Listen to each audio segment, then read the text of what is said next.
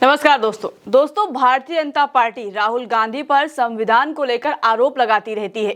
BJP के कई नेताओं ने कहा कि राहुल गांधी खाली संविधान हाथ में लेकर चलते हैं, जिस पर राहुल गांधी ने करारा पलटवार किया है। दरअसल दोस्तों, राहुल गांधी महाराष्ट्र के नंदुरबार में जनसभा करने पहुंचे थे, जहां पर बीजेपी को आड़े हाथ लेते हुए कहा कि नरेंद्र मोदी जी कहते हैं कि संविधान खाली है, खोखला है, लेकिन ये संविधान खोखला नहीं है। इसमें बिरसा मुंडा जी, भगवान बुद्ध, गांधी जी, फूले जी की सोच है।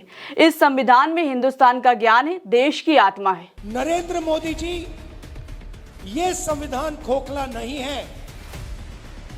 इस संविधान में हजारों साल की सोच, बिरसा मुंडा जी की सोच, बुद्ध भगवान की सोच, फूले जी की सोच, अंबेडकर जी की सोच, गांधी जी की सोच सब भरी हुई है। ये हिंदुस्तान, नरेंद्र मोदी जी,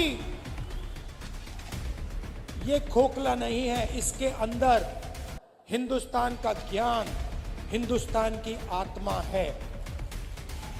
और जब आप इसे खोखला कहते हो तो आप हिंदुस्तान, बिरसा मुंडा जी, महात्मा गांधी जी, अंबेडकर जी, इन सब का अपमान करते हो। लड़ाई भाइयों और बहनों इसको बचाने की है।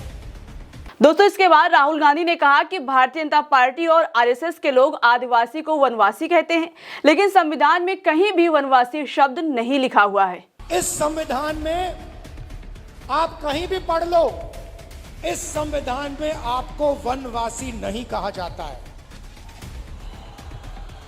आपको आदिवासी कहा जाता है।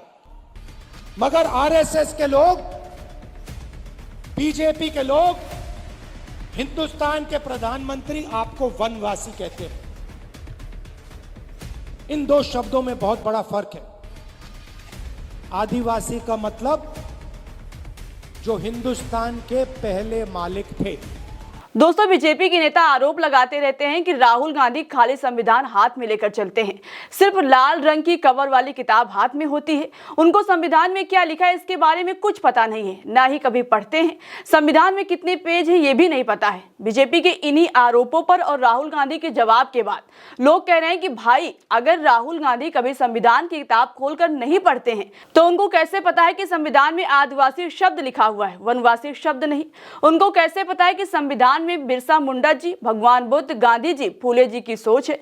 इसमें हिंदुस्तान का ज्ञान है, देश की आत्मा है।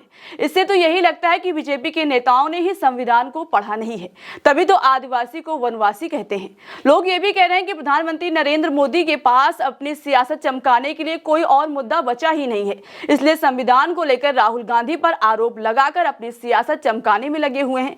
जबकि राहुल गांधी पढ़े लिखे, समझदार, गरीबों के दुख दर्द में उनके साथ खड़े होने वाले और संविधान को समझने वाले नेता हैं।